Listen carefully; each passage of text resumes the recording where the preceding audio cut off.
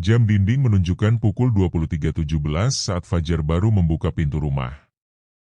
Wajahnya terlihat lelah, kemejanya kusut, dan matanya menghindari pandangan Alia. "Maaf, lembur lagi. Deadline laporan akhir bulan belum kelar," katanya sambil melepas sepatu. Alia tersenyum kecil, mencoba menahan gelombang curiga yang semakin kuat dalam benaknya. Ini sudah minggu ketiga Fajar pulang larut malam. Alasannya selalu sama, lembur. Tapi Alia tahu ritme kerja suaminya. Sebagai analis keuangan di perusahaan logistik, lembur tidak seharusnya sesering ini. Ia menyodorkan segelas air putih. "Sudah makan?" Fajar mengangguk. "Tadi pesan makanan bareng anak-anak kantor." Alia mengamati gerak-geriknya. Cara Fajar menjawab terasa datar, tanpa beban rasa bersalah. Tapi Alia tahu, suaminya bukan tipe pria yang suka bicara banyak kalau sedang menyembunyikan sesuatu. Malam itu, setelah Fajar tertidur, Alia duduk di ujung ranjang. Ia membuka aplikasi kalender di ponselnya dan mencatat waktu-waktu Fajar pulang larut selama 2 minggu terakhir. Polanya tampak jelas, selalu hari Senin, Rabu, dan Sabtu. Sangat teratur, terlalu rapi untuk sebuah lembur spontan. Alia menatap wajah Fajar yang tertidur pulas. "Kamu pikir aku nggak curiga, Jar?" Keesokan harinya, Alia mencoba bertanya lebih lanjut sambil menyuapi anak mereka sarapan. "Tadi malam lembur di kantor pusat atau cabang?" Fajar terlihat kaget sejenak, tapi cepat menutupi. "Di kantor pusat, sama Pak Budi dan yang lain." Alia mencatat nama itu di pikirannya. Pak Budi. Ia akan mencoba menghubungi istri Pak Budi lain waktu. Sepulang mengantar anak sekolah, Alia menelepon sahabat lamanya, Wina, yang dulu pernah menjadi penyelidik amatir saat suaminya selingkuh. "Win, aku mau tanya sesuatu. Gimana sih kamu dulu tahu suamimu selingkuh?" Wina tertawa pahit. "Soal suami yang mulai pulang malam, bilang lembur, dan tiba-tiba punya banyak rapat malam hari? Insting kita biasanya benar, Li. Tapi jangan langsung emosi. Kumpulin bukti dulu." Alia terdiam. "Kalau kamu yakin, coba cek barang-barangnya. Parfum, nota makan malam, atau lihat tingkah lakunya waktu pulang. Biasanya mereka nggak sadar berubah." Malam itu, saat Fajar mandi, Alia memberanikan diri membuka tas kerja suaminya. Tak ada yang mencurigakan, kecuali selembar struk makan dari restoran Italia di daerah selatan. Tempat itu jauh dari kantor Fajar. Dan lagi, mereka hanya pernah ke sana saat masih pacaran. Tangannya gemetar. Ia memotret nota itu dan menyimpannya. Fajar keluar dari kamar mandi. "Ngapain, sayang?" Alia tersenyum, berusaha setenang mungkin. "Gak, cuma cari flash disk buat kerjaan sekolah anak." Fajar mengangguk dan menyisir rambutnya. "Aku capek banget. Besok lembur lagi." Alia hanya menjawab pelan, "Iya, hati-hati ya besok." Di dalam hati, badai sudah mulai berputar. Hari itu, udara di rumah masih tenang, tapi dada Alia penuh kegelisahan. Ia terus memikirkan struk restoran itu. Ada tanggal dan waktu di sana, dan itu bertepatan dengan hari Sabtu malam lalu, saat Fajar bilang ia lembur. Pagi harinya, saat Fajar hendak berangkat kerja, Alia mencium sesuatu yang janggal. Aroma parfum yang lembut dan manis, bukan bau khas kolon maskulin yang biasa dipakai Fajar. Ini wangi floral, seperti parfum wanita. Alia berdiri di pintu sambil menatap suaminya yang berpamitan. "Sayang, kamu ganti parfum ya?" Fajar tersenyum singkat. "Gak, cuma kena semprotan Mbak Leaning mungkin di kantor. Dia suka nyemprot ruangan pakai pengharum." Alia mengangguk pelan. Tapi pikirannya tidak menerima penjelasan itu. Wangi itu terlalu pekat. Terlalu dekat. Hari itu, Alia menyempatkan diri ke kantor Fajar dengan alasan mengantar dokumen penting. Ia ingin memastikan sendiri lingkungan kerja suaminya. Ia menyamar dengan pakaian sederhana, dan menyuruh ojek online menurunkannya beberapa ratus meter dari gedung kantor. Di lobi, ia bertanya pada resepsionis, "Maaf, saya mau ketemu Pak Fajar dari divisi keuangan." "Maaf, Bu, Pak Fajar hari ini sedang tugas luar ke gudang cabang di Bekasi," jawab resepsionis ramah. Alia terdiam. Hari ini hari Senin, dan Fajar bilang akan di kantor sepanjang hari. Bukan di luar kota. Ia hanya tersenyum, mengucap terima kasih, lalu melangkah keluar dengan jantung yang berdegup kencang. Sesampainya di rumah, Alia duduk di meja makan dan menatap kosong. Ia merasa kepingan-kepingan kebohongan itu mulai membentuk gambaran besar. Dan di tengahnya, ada seseorang yang belum ia temui langsung, wanita dengan parfum floral itu. Malamnya, saat Fajar pulang, Alia memperhatikan detail kecil lagi. Ada bercak lip gloss samar di kerah kemejanya. Sangat halus, hampir tak terlihat, tapi cukup jelas bagi mata seorang istri yang teliti. "Tadi kamu makan di mana?" "Di kantin kantor, biasa." "Kenapa?" "Enggak, cuma nanya. Kayaknya kemejamu agak berantakan." Fajar melihat ke bawah. "Oh, iya. Tadi sempat ketumpahan kopi, jadi buru-buru bersihin di toilet." Alia hanya mengangguk. Malam itu, ia mencium jaket dan kerah suaminya diam-diam. Aroma floral itu masih ada. Lebih kuat. Dalam hati, ia berkata, "Siapapun kamu, yang mendekati suamiku, aku akan temukan kamu." Alia duduk di ruang tamu dengan laptop terbuka di pangkuannya. Tangannya sibuk mencari informasi, namun pikirannya terus diliputi bayang-bayang parfum floral dan kerah kemeja suaminya yang ternoda lipstik samar. Dengan membuka profil media sosial perusahaan tempat Fajar bekerja, Alia menelusuri satu persatu nama rekan kerja suaminya yang sering muncul dalam unggahan kegiatan kantor. Ada satu nama yang menarik perhatiannya, Rani Octavia. Wajahnya cantik, postur tinggi semampai, dan dalam beberapa unggahan terlihat cukup akrab dengan Fajar. Di salah satu foto kegiatan kantor, Rani dan Fajar berdiri berdampingan. Wajah mereka terlihat ceria. Tapi bagi Alia, ada sesuatu di tatapan Fajar yang tak bisa ia abaikan, seperti rasa nyaman yang tidak biasa. Dengan cepat, Alia membuka akun Instagram Rani. Akunnya terbuka. Banyak foto selfie, beberapa dengan caption menggoda. Salah satunya dengan keterangan, "Lembur tapi tetap glowing dong, apalagi kalau ditemani yang bikin senyum-senyum sendiri memberikan ciuman."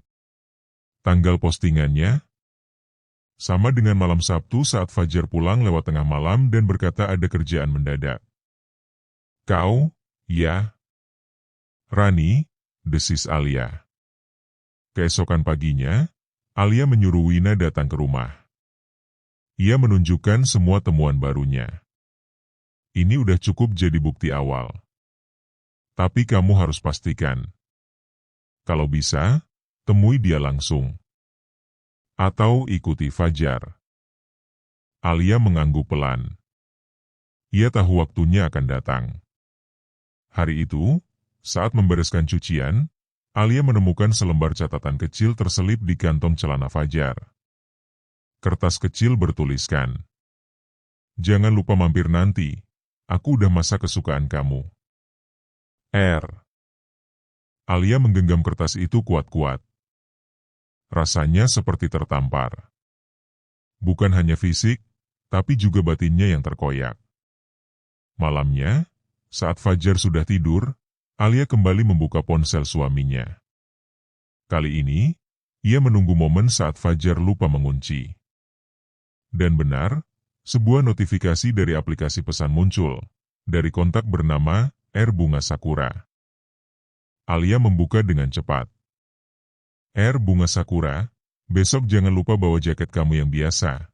Aku suka wanginya memberikan ciuman. Bunga Sakura. Maaf tadi aku tinggal sebentar ya, ada mama nelpon. Tapi kamu tadi manis banget peluknya. Dada Alia sesak. Ini lebih dari cukup. Keesokan harinya, Alia berdandan rapi. Ia mengantar anak ke sekolah seperti biasa, tapi setelah itu, ia tak pulang. Ia menuju kantor Fajar, berdiri di seberang jalan dengan kacamata hitam dan masker. Dari kejauhan, ia melihat Fajar turun dari mobil, dan tidak sendiri, Rani berjalan di sampingnya, tertawa. Mereka masuk ke dalam gedung, bahu bersentuhan, seolah-olah tidak ada dunia lain yang mereka pikirkan. Alia menunduk. Air matanya jatuh, tapi ia usap cepat. Sekarang aku tahu wajahmu, Rani. Kita akan bertemu lagi. Tapi bukan sebagai istri dari teman kantormu, melainkan sebagai wanita yang akan menuntut kebenaran. Wina datang ke rumah Alia dengan membawa 2 cangkir kopi hangat dan wajah yang siap mendengarkan. Mereka duduk di teras belakang, tempat Alia biasa menenangkan pikirannya. Angin sore menggerakkan daun-daun pohon mangga, tapi suasana hati Alia tetap berat. Kamu yakin itu dia?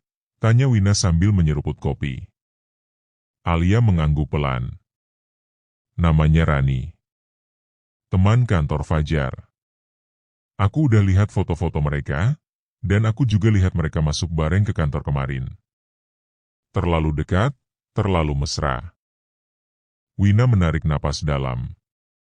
Kalau kamu sudah sampai di titik itu, sekarang waktunya berpikir strategi. Jangan gegabah. Alia mengangguk. Aku cuma butuh 1 bukti lagi. Bukti kuat yang gak bisa dia sangkal. Aku pengin dia ngaku. Di depan mataku. Kalau kamu mau, kita bisa pasang pelacak. Atau kamu ikuti dia langsung. Tapi kalau mau aman, kita bisa juga minta bantuan temanku, yang biasa kerja freelance investigasi rumah tangga. Alia tertawa pahit. Sampai sejauh itu ya, Win. Dulu aku pikir hidupku aman-aman aja. Aku nggak pernah bayangin harus ngejar suami sendiri kayak maling. Wina menatap Alia dalam-dalam. Justru karena kamu perempuan baik, kamu nggak pantas dikhianati. Kamu harus tahu kebenaran, seburuk apapun itu. Hari itu, Wina mengajarkan Alia cara menyelipkan alat pelacak GPS kecil di jaket Fajar. Mereka membelinya secara online, kecil seukuran koin, dan bisa dipantau lewat aplikasi di ponsel.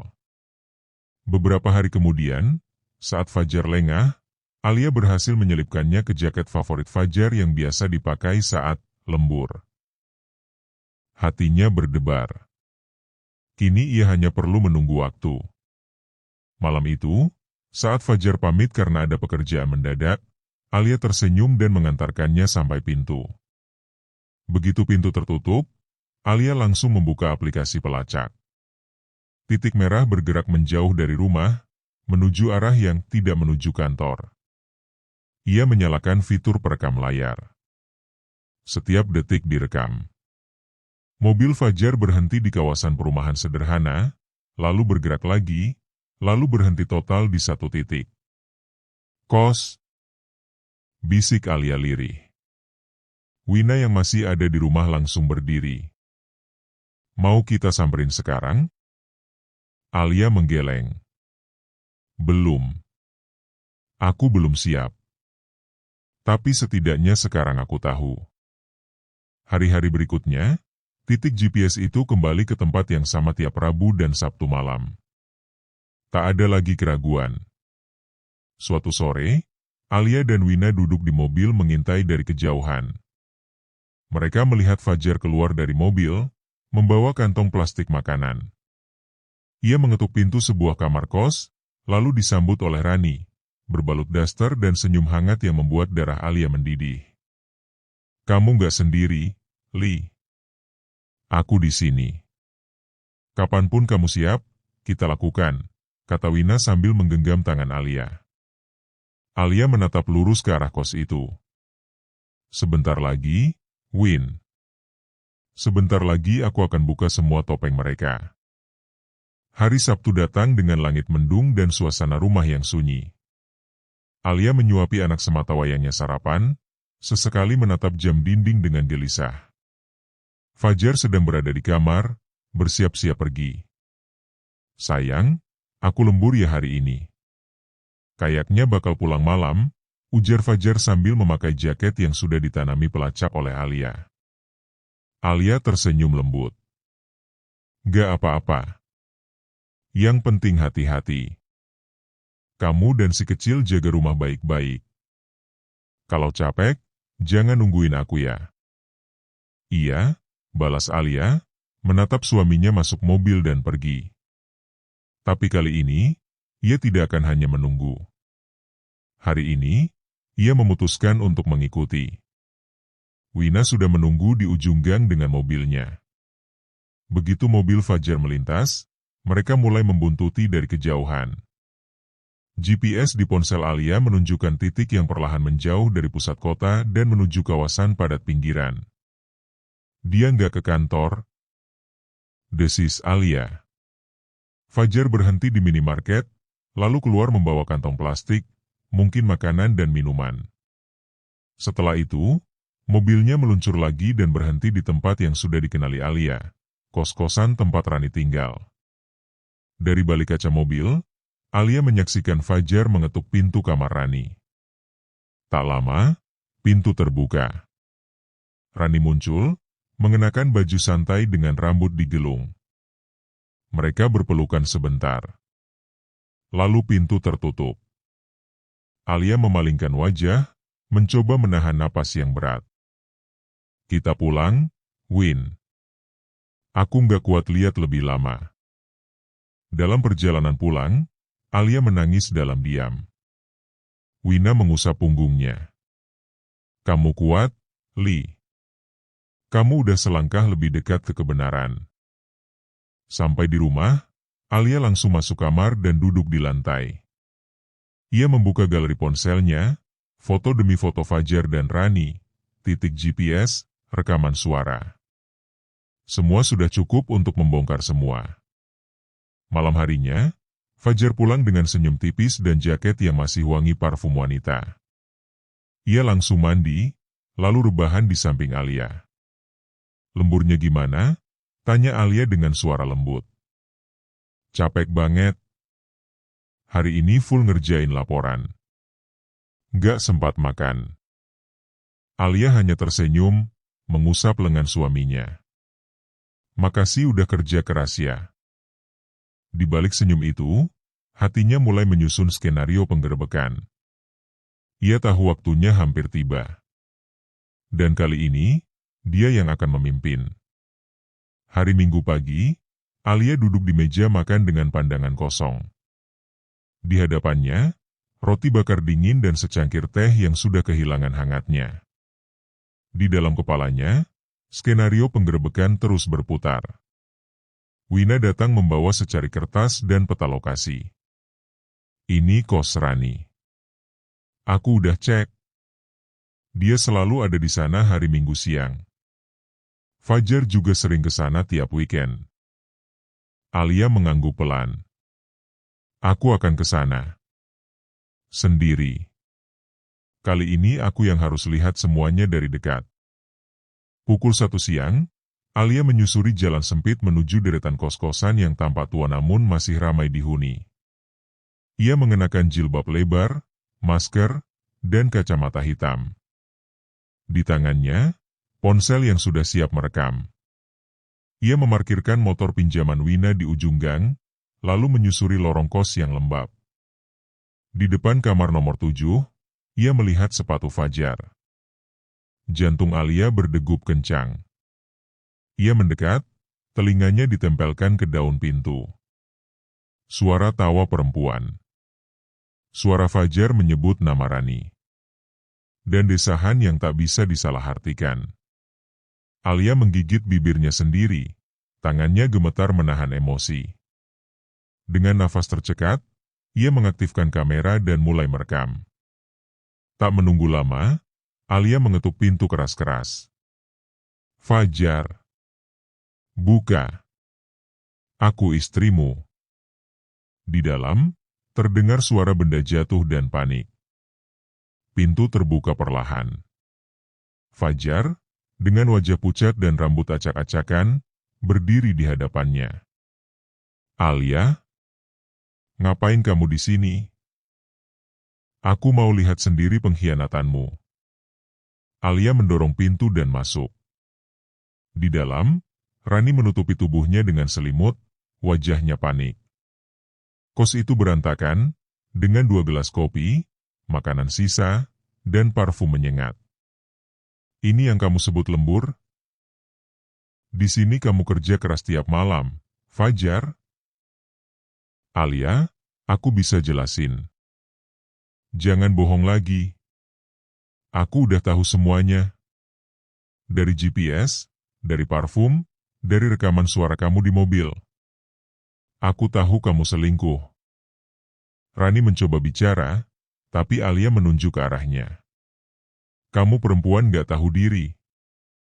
Tahu dia punya istri, tapi masih nerima dia tiap malam?" Fajar mendekat. "Alia, tenang dulu. Jangan buat malu di sini.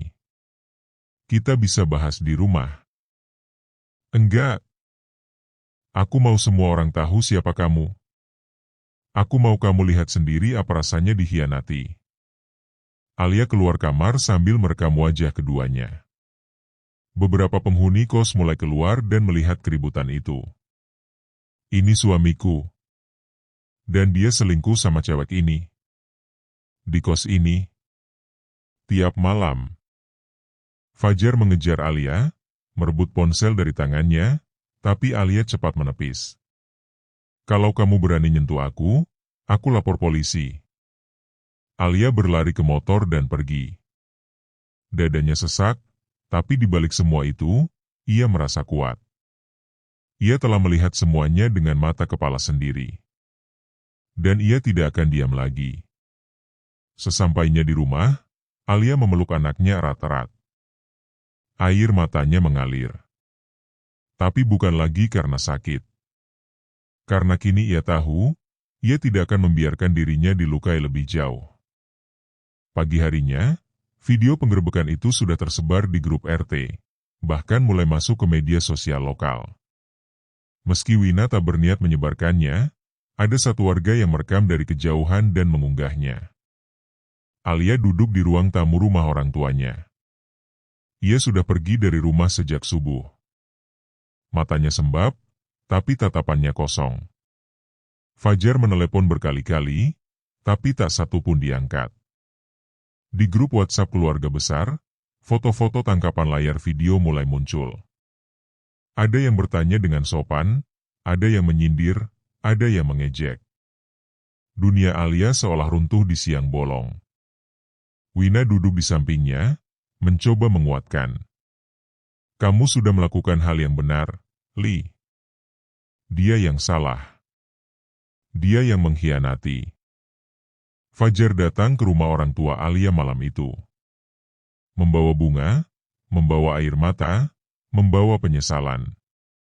Tapi bagi Alia, semuanya sudah lewat waktunya. "Pergi, Jar. Aku butuh waktu. Dan kamu butuh sadar bahwa semua ini adalah akibat dari pilihanmu sendiri." Fajar mencoba menghubungi Alia, mengirim bunga dan pesan permintaan maaf. Tapi semuanya diabaikan. "Alia, aku salah. Tolong beri aku kesempatan kedua." Alia hanya membaca pesan itu, lalu menghapusnya. Fajar datang ke rumah mertuanya, tapi Alia menolak menemui. Di ruang tamu, ayah Alia berkata dengan dingin, "Kesempatan itu sudah kamu buang waktu kamu masuk kamar kos wanita lain." Sidang perdana perceraian digelar 2 minggu kemudian. Alia datang dengan langkah tenang, ditemani Wina dan pengacara. Fajar datang sendiri, wajahnya lusuh. Di hadapan hakim, Alia bicara dengan tegas. Saya tidak ingin melanjutkan pernikahan dengan pria yang mengkhianati kepercayaan dan harga diri saya. Hakim mengangguk. Fajar hanya menunduk. Putusan sementara disahkan, proses perceraian berjalan. Setelah sidang, Fajar mencoba berbicara. Alia, aku masih mencintaimu. Alia menatapnya dingin. Kau mencintaiku, tapi tidur dengan wanita lain? Cinta itu bukan pengkhianatan, Fajar. Ia berbalik dan melangkah pergi, meninggalkan Fajar yang berdiri mematung. Sejak perceraian itu, Alia seperti terlahir kembali. Rasa sakit masih melekat, tapi perlahan ia mulai menata hidup. Rumah yang dulu terasa pengap karena kebohongan, kini menjadi tempat yang damai baginya dan Dinda, anak sematawayangnya. Pagi-pagi Alia duduk di teras rumah, menyesap kopi sambil mengawasi Dinda yang bermain di halaman. Udara terasa lebih ringan tanpa beban rahasia dan kebohongan. Ia tak lagi menunggu telepon tengah malam atau merasa cemas tiap kali Fajar pulang terlambat. Semua kini ada dalam kendalinya. "Ma, temanku bilang ayah dipecat dari kantornya," kata Dinda polos, menghentikan lamunan Alia. Alia tersenyum pahit. "Iya, nak. Tapi itu urusan ayah. Tugas kita sekarang adalah hidup bahagia." Sejak video penggerebekan itu viral, hidup Fajar berubah drastis. Ia kehilangan pekerjaan, dijauhi keluarga, dan Rani pun memutuskan hubungan dengannya. Fajar hidup dalam keterasingan, mencoba memperbaiki citra tapi tak tahu harus mulai dari mana. Sementara itu, Alia memutuskan kembali bekerja. Ia menghidupkan kembali bisnis catering rumahan yang dulu sempat mati suri. Wina, sahabatnya, banyak membantu dalam promosi dan pemasaran. Perlahan, pesanan mulai berdatangan. "Aku bangga sama kamu, Li," ucap Wina saat mereka tengah mengemas makanan pesanan. "Aku cuma gak mau terus tenggelam dalam luka, Win. Hidup terlalu berharga untuk disia-siakan." Kabar kesuksesan kecil Alia mulai terdengar di kalangan mantan rekan kerja dan tetangga.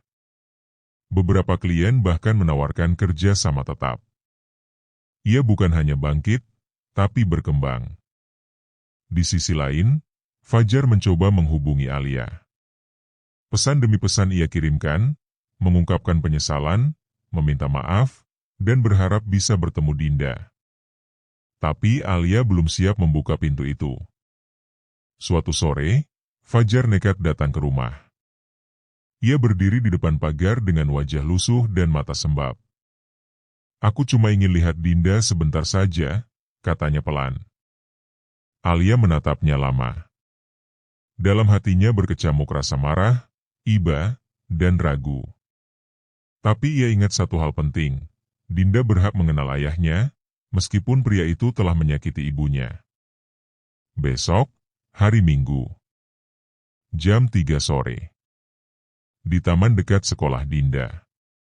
"Aku akan ajak dia ke sana. Tapi jangan ulangi kesalahanmu."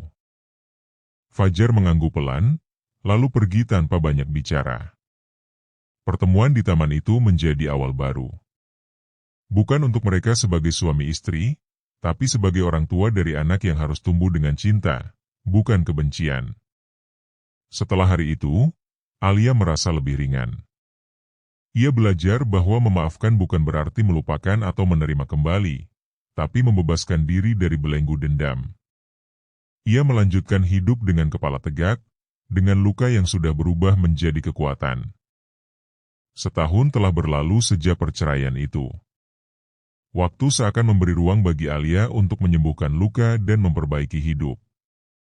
Kini, rumah kecilnya dipenuhi aroma masakan dan tawa anak-anak dari para tetangga yang menjadi pelanggan setia.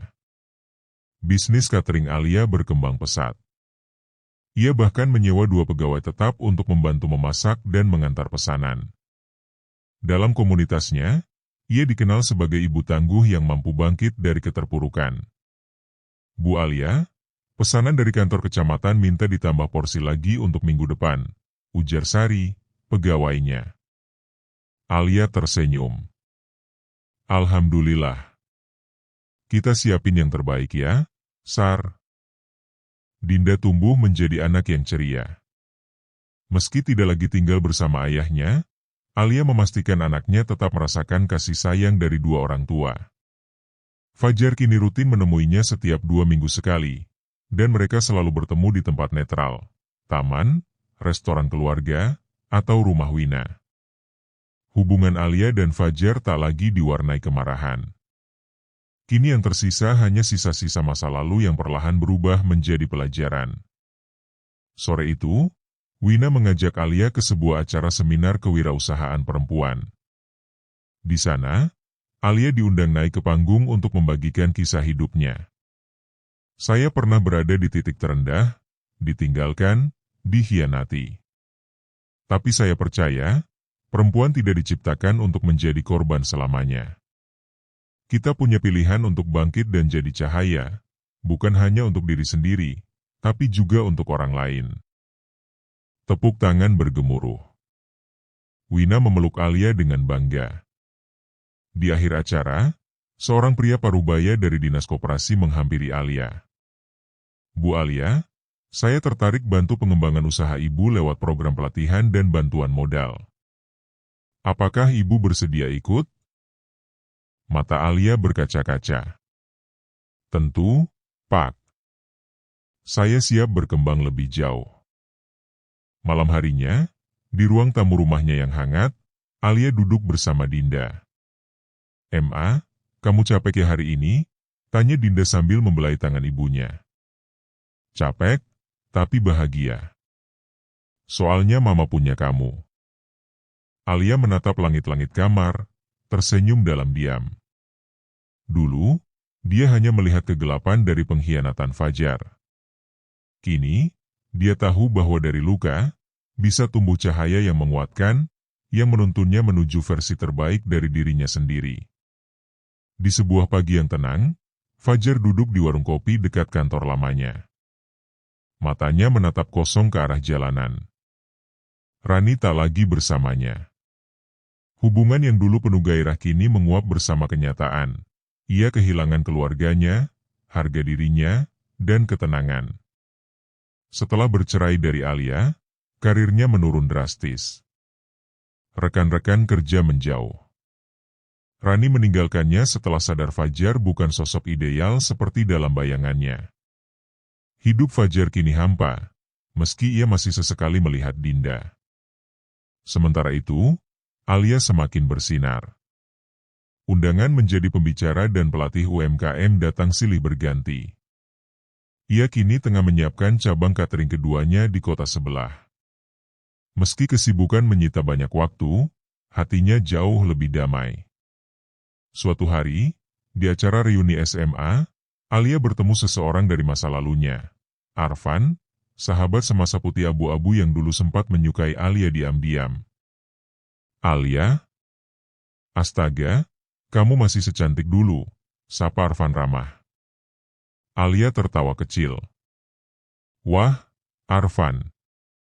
Kamu sukses banget sekarang ya. Bisnisnya jalan terus tuh." Obrolan yang awalnya basa-basi berubah menjadi nostalgia, lalu percakapan hangat yang menghidupkan kembali kedekatan lama. Arfan tak menyinggung soal masa lalu Alia, tapi dari sorot matanya, terlihat ia menghargai perempuan yang kini jauh lebih kuat. Di akhir acara, Arfan menawarkan sesuatu. "Aku tahu kamu gak nyari siapa-siapa, Alia. Tapi kalau kamu butuh teman ngobrol, sahabat lama ini selalu ada." Alia tersenyum. Bukan karena ingin memulai hubungan baru, tapi karena kini ia sadar, rasa yang dulu menghancurkan hatinya, telah berubah. Ia tak lagi menyimpan amarah pada Fajar, tak juga dendam pada Rani. Semua telah menjadi masa lalu. Malamnya, Fajar mengirim pesan, "Terima kasih karena tetap mengizinkan aku bertemu Dinda. Maaf untuk semua luka yang pernah kubuat." Alia membalas singkat, "Terima kasih juga. Aku sudah memaafkan. Jaga dirimu, Fajar." Ia menutup ponselnya dan menatap keluar jendela. Rasa yang dulu membuatnya menangis, kini hanya meninggalkan pelajaran. Dan ia, kini telah bebas. 3 tahun setelah perceraiannya, Alia berdiri di depan gerai catering terbarunya di kota Semarang. Dinda, kini duduk di bangku kelas 3 SD, berlarian kecil bersama 2 sepupunya. Wajahnya ceria tanpa beban. Alia tersenyum. Luka masa lalu telah jauh tertinggal. Arfan, yang kini menjadi partner bisnis sekaligus teman dekat Alia, menghampiri dengan 2 cangkir kopi. Jadi, kapan buka cabang lagi di Jogja? Godanya. Pelan-pelan, Van. Kita nikmati dulu hasil kerja keras ini, jawab Alia, lalu menyesap kopi sambil memandang halaman gerai yang mulai ramai. Meski dekat dengan Arfan, Alia tak terburu-buru memulai hubungan baru. Ia sudah bahagia dengan dirinya sendiri, dengan Dinda, dan dengan kehidupannya yang tenang dan penuh makna. Sementara itu, Fajar bekerja sebagai staf di sebuah perusahaan logistik di luar kota. Hidupnya tak semapan dulu, tapi ia berubah. Ia belajar bersyukur, dan lebih banyak menghabiskan waktu untuk menjadi ayah yang baik setiap akhir pekan bersama Dinda. Hubungan mereka perlahan membaik, bukan sebagai pasangan, tapi sebagai orang tua yang bertanggung jawab. Di suatu sore, saat Alia menutup gerai dan berjalan ke mobil, Dinda menggenggam tangannya dan berkata, "Bunda, kamu bahagia, ya?" Alia mengangguk dan tersenyum. "Iya, sayang. Bunda bahagia." Karena kebahagiaan bukan tentang siapa yang menemani kita di akhir hari, tapi tentang bagaimana kita berdamai dengan luka, memeluk masa lalu, dan memilih untuk hidup sepenuhnya hari ini. Dan disitulah, jalan baru bernama bahagia dimulai. Bukan karena seseorang, tetapi karena keberanian mencintai diri sendiri. Tamat.